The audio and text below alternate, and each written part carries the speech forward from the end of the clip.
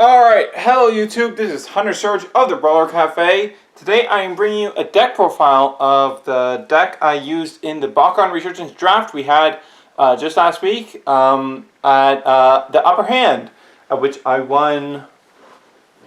Where is it? This nice little Diamond Dragonoid Ultra 3-pack that is currently not out for the public. So, we're going to talk about what Bakugan I brought into the event, the starter deck I decided to start with, and how that helped me win. So, first up, the Bakugan. First we have Chaos Mantanoid Ultra for our Chaos. Second up, we have Aquos Peruvian Ultra.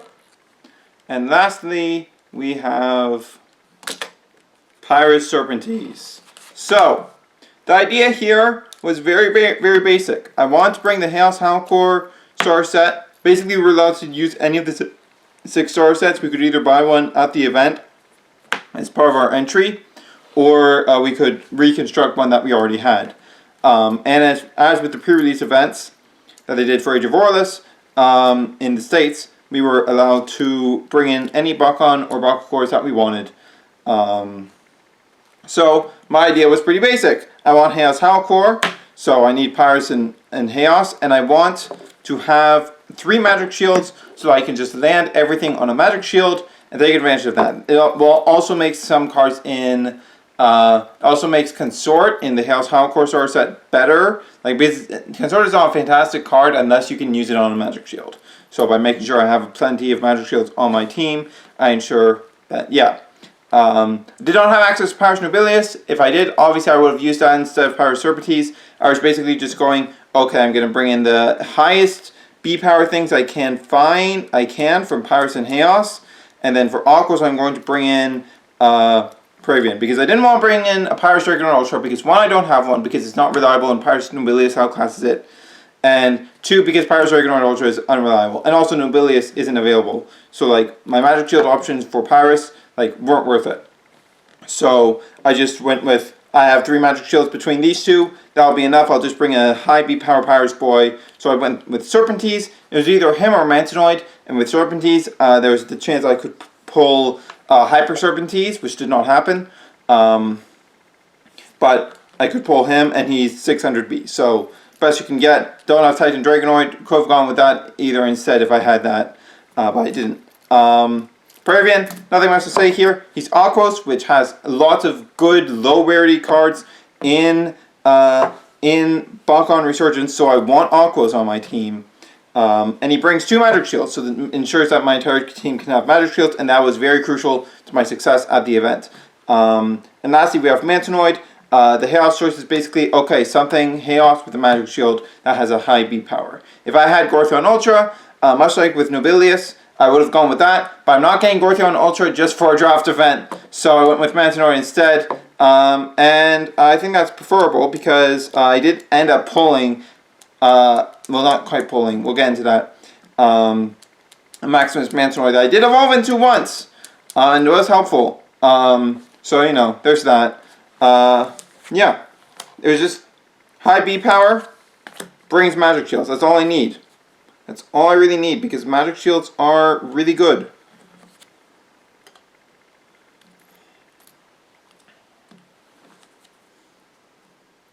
Also, I do want to note, I did also bring Aurelius Garganoid, because I'm very confident in my accuracy at this point.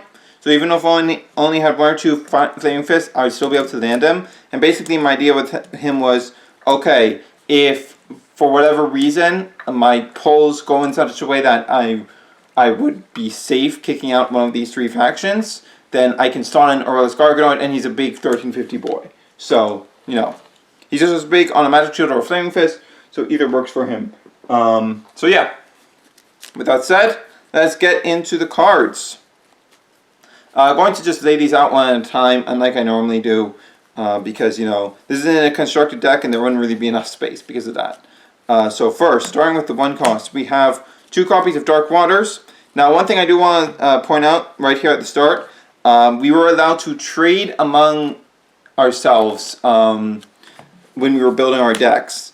So some of the cards I got here, which like include both Dark Waters, like basically all the rerolls and the Blinding Ink, those I was able to get via trades as well as the Maximus Mantoid.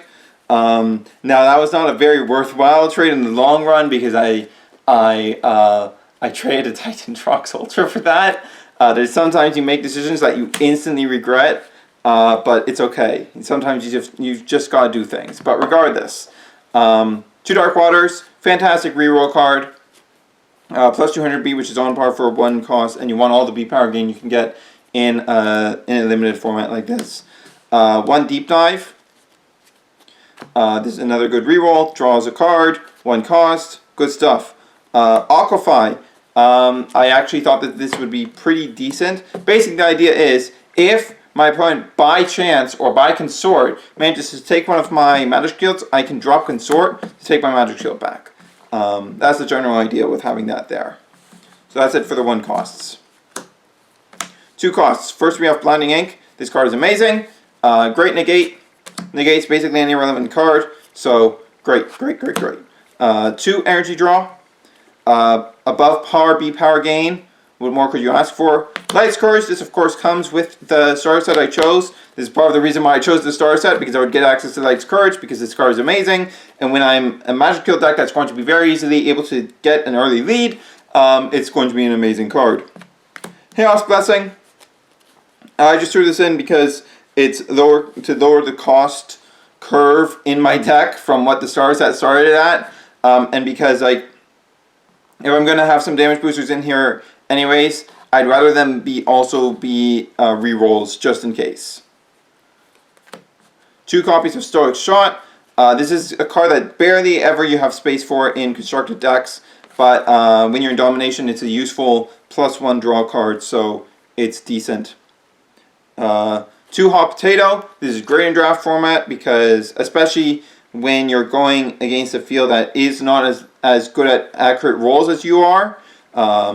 Especially great if your opponent, like with Aquify, if my opponent manages to grab a Magic Shield by chance or consorts it or whatever, I can Hot Potato it, get back on my side of the field. A useful card for that reason. This is another one of the reasons I picked the Chaos Hollow Core starter set. 2 Fierce Boost. I only kept this in because I wasn't able to pull in enough B power boosts to kick it out. So basically it was like, okay, this is plus 200B, and if I'm ever in Fury, it's going to be above core curve at plus 600B. I was never in Fury, so that never came up, and I never used this card. And lastly, we have Drago's Fury. This is on curve damage booster, and if I'm in Fury, which never happened, I can also get Double Strike. I used it a couple times to boost my damage when I hadn't needed to do anything to win that battle, so it was okay. Consort. This of course comes with the Chaos Hollow Core Star set. One of the reasons I wanted this one. Good with Magic Shields. If a Magic Shield somehow ends up on the opponent's side of the field, or they're using a team that brings them a Magic Shield, I can steal their Magic Shield, get on my side of the field, take away part of their way of fighting back. 2 Blinding Glam. Plus 3 damage to me or minus 3 damage to my opponent. Neither of which came out very often, but it was a more versatile card than a lot of the other cards in the star set. So when it was prioritizing what to kick out right away, this was rather low priority, so it ended up staying in. And one Inferno Wings, another one of the reasons why I picked the star set, because it comes with Inferno Wings. Inferno Wings is great, especially in a draft format, where people aren't exactly guaranteed to have a bunch of rerolls and stuff like that. So yeah, plus 300B, remove all of my opponent's Baku cores. Also will re-enable Domination on my Stand Together or my Light's Courage if it gets disabled for whatever reason, or if I've just team attacked or whatever. 2 Magma Boost. This was from the starter set, and I kept it in because it's a B power boost and not a damage boost, so you know. Molten Helix. This is basically the best damage boost in the Hollow Core starter set. I've said in the past that if I was going to run any high cost damage booster, it would be Molten Helix, because it's giving you plus 2 damage and Double Strike, and that can get really, really high. Not so potent here because my damage numbers are so low, but you know.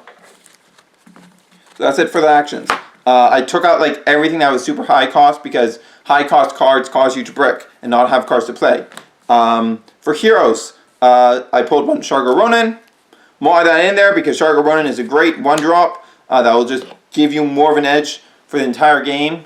Since I didn't really have any Evos in my disposal, heroes like this really helped me keep ahead in any situation where my opponent did manage to get an Evo out. Those were like games where my opponent managed to get an Evo out that was like decently big, were like the most danger I was ever in the tournament.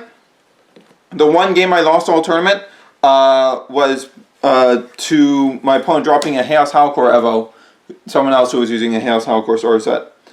Basically what happened is, earlier in the game they dropped Hyper Dragonoid on the Pyrus Dragonoid. I missed a roll with Chaos Mantanoid, so I took 12 damage to the face, and then later they dropped that Chaos Howlcore. I couldn't beat that turn, and it was now a team attack because I had taken that earlier hit from Pyrus Dragonoid. Basically that roll cost me that game, that missed roll, because otherwise I would have just been able to eat the hit from this Howlcore, and then go, okay, that's out of the way now, and I can just keep on bullying your low B power things, because like Pyrus Dragonoid itself isn't a threat. It's like what? It's like what? Hitting 700 B, 950 I think, including the Flaming Fist. I'm hitting at my lowest 1050. It's not a threat. So if they get an actual evolution out like that's hitting like in the 1000s, that's something that's a bit concerning. But if I can just take the hit and just get off the field and start bullying their not unevolved things, then it's not really a problem. Philomena Dusk.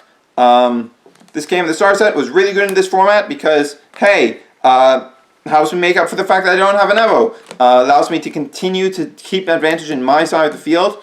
I easily get advantage earlier in the game. And then Philomena will just make sure everything I have is pumped up by 200 for the rest of the game. It's going to make this 1250, this will be 1350, and this will be 1450. Like, big numbers. And my last hero was I pulled a Shun. So this is really funny. I traded, so I had one Shun from my Aquos Praven star set. Right before the tournament, right before we opened our packs, I traded for 2 more Shun. And then I posted in the cafe Discord, I was like, I just traded for my second and third Shun. I'm going to pull a Shun in my draft. And then I pulled a Shun in my draft. It was pretty great in the draft tournament, but like, it's annoying. It's really annoying. For evolutions, it was just this one Maximus Mantanoid Ultra. I resolved it once. Was paying its cost raw. You saw that on video. I did it once. It was very satisfying, but I only did it once. And now we get to the flips, which is basically the biggest reason why Chaos Howlcore is the best starter set, bar none.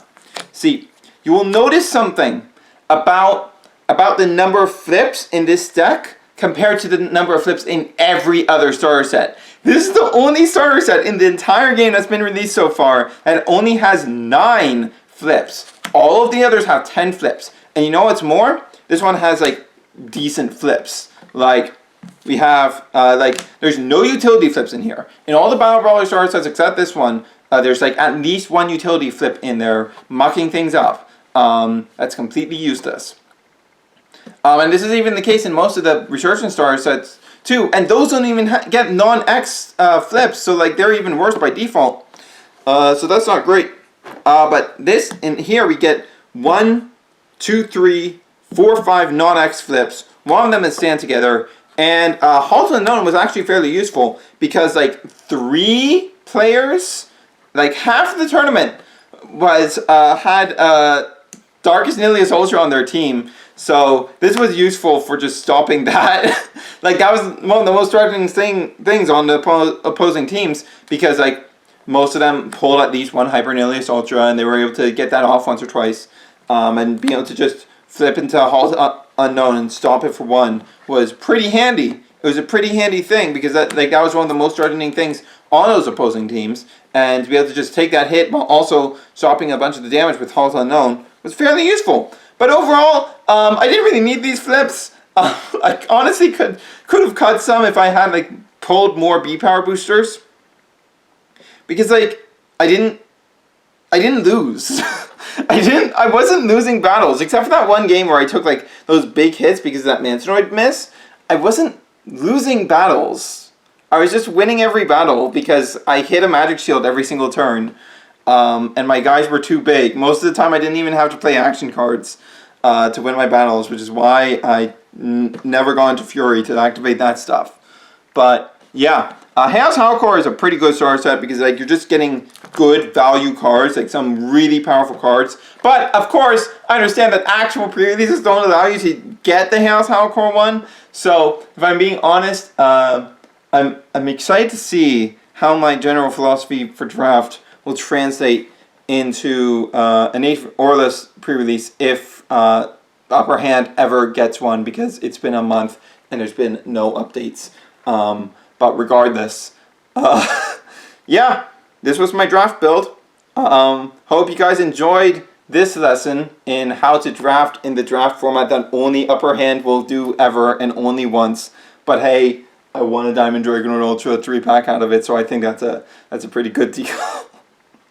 That's a pretty good deal. Yeah, that's it. Alright, if you would like to support the channel, use the TCG Player affiliate link that's in the description. And this is Hunter Surge, signing off.